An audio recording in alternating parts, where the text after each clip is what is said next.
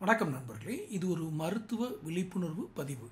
பொதுவாக நம்மளுடைய சேனலில், தமிழகன் டைம்ஸ் சேனலில் நேயர்களுக்காக சில பிரத்யேக மருத்துவ விழிப்புணர்வு பதிவுகளை நாம் இட்டு வருகிறோம். வீடியோக்கள் அதில் சிலவற்றை நீங்கள் அறிவியல் பூர்வமாக மட்டுமே அணுக முடியும். காரணம், அதில் நாம் சமூகத்தில் மிக எளிதாக பகிர முடியாத, பகிர்ந்து கொள்ள இயலாத அல்லது நமக்கு சமூக அமைப்பில் பேச தடை இருக்கிற சில விஷயங்களை வெளிப்படையாக நாம் இதில் பகிர்கிறோம். அதனால் இந்த பதிவுகள் உங்களுக்கு வந்து சேர வேண்டும் என்றால் நீங்கள் நிச்சயமாக சப்ஸ்கிரைப் பண்ணியிருக்கணும். நோட்டிஃபிகேஷன் பில் பதிவு பண்ணியிருந்தால் தான் இந்த பதிவுகள் உங்களுக்கு வந்து சேரும்.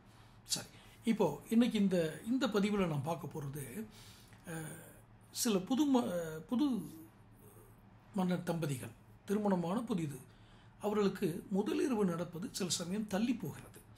இதை வெளியில் எளிதாக அவர்கள் யாரிடமும் பகிர்ந்து கொள்ள கூட முடியாது.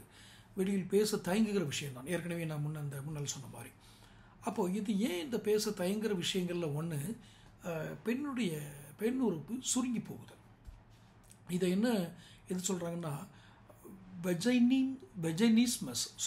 வெஜைனிஸ்மஸ் அப்படி என்றால் அந்த அறிகுறி யாருக்காவது இருக்கலாம் என்ற அடிப்படையில் இந்த நோய் அல்ல, குறைபாடு. ரெண்டு வித்தியாசம் இருக்கு. முதல் முறை தாம்பத்திய உரையின் போது உறவுக்கு உங்கள் உடல் ஒத்துழைக்காத நிலையைத்தான் இந்த வெஜைனிஸ்மஸ் அப்படின்று அழைக்கிறார்கள் மருத்துவர்கள். அப்போ இதனுடைய அறிகுறிகள் உங்களுக்கு எப்படி தென்படும்?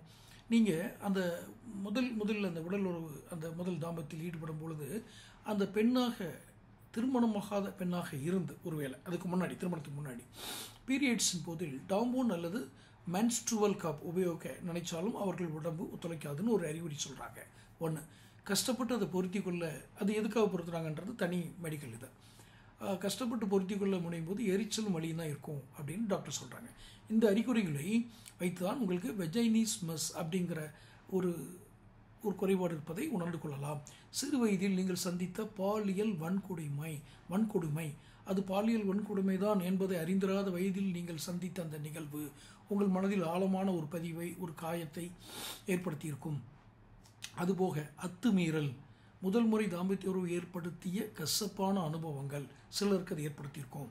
செக்ஸ் உறவை நினைத்தாலே வெறுப்பும் பதற்றமும் ஏற்படுவது, வெஜைனா, கர்ப்ப வாய்ப்பகுதி போன்றவற்றில் ஏதேனும் தொற்று, இன்ஃபெக்ஷன் இருந்தால் கூட இந்த பிரச்சனைக்கு காரணங்கள் இருக்குது. இது மாதிரி பல காரணங்கள் இருக்குதுன்னு சொல்கிறாங்க. இந்த வெஜைனிஸ்மஸ் பிரச்சனையை 95% நீங்கள் குணப்படுத்திடலாம். மருத்துவரை முதல்ல அணுகி உங்கள் பிரச்சனையை பற்றி பேசணும். இதுதான் ஃபஸ்ட்டு திங்காக சொல்கிறாங்க டாக்டர் சொல்கிறது.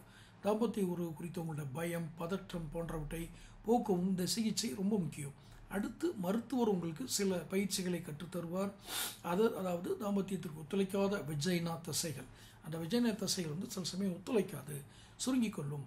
தளர்த்துவதற்கான பயிற்சிகள் தான் அந்த பயிற்சிகள் சொல்லுவாங்க.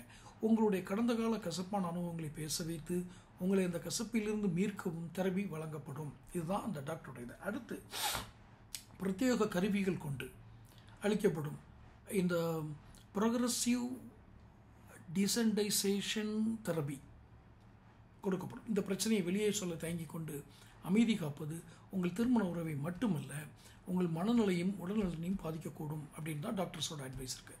கணவருக்கும் உங்களுடைய நிலையை குறித்து தெரிந்திருக்க வேணும். அப்படிங்கிறதுனால தான் இந்த சிகிச்சைக்கு செல்லும்போது அவரையும் உடன் அழைத்து செல்லுங்கள்னு சொல்கிறாங்க. இது இப்போ கேட்குறதுக்கு இதெல்லாம் எப்படி வெளிப்படையாக போய் பேசி நீங்கள் தீர்த்த முடியுமான்னு நீங்கள் நினைக்கலாம். ஆனால் இப்படி பேசி தீர்ப்பது ஒன்று தான் இதற்கான வழி. இது எல்லாத்துக்கும் இருக்குமா தெரியாது. ஆனால் இருந்தால் இந்த குறை இருக்கும் என்பதை இந்த பதிவின் மூலமாக யாராவது அறிந்து கொண்டு அதை நிவர்த்தி செய்தால் அது நல்லது. அதனால தான் இது ஒரு மருத்துவ விழிப்புணர்வாக நான் முதலிலேயே குறிப்பிட்டேன். தொடர்ந்து சேனல் பாருங்கள், சப்ஸ்கிரைப் பண்ணுங்கள், நோட்டிஃபிகேஷன் பெல் பதிவு பண்ணுங்கள், பிடிச்சிருந்தால் லைக் பண்ணி ஷேர் பண்ணுங்கள். நன்றி.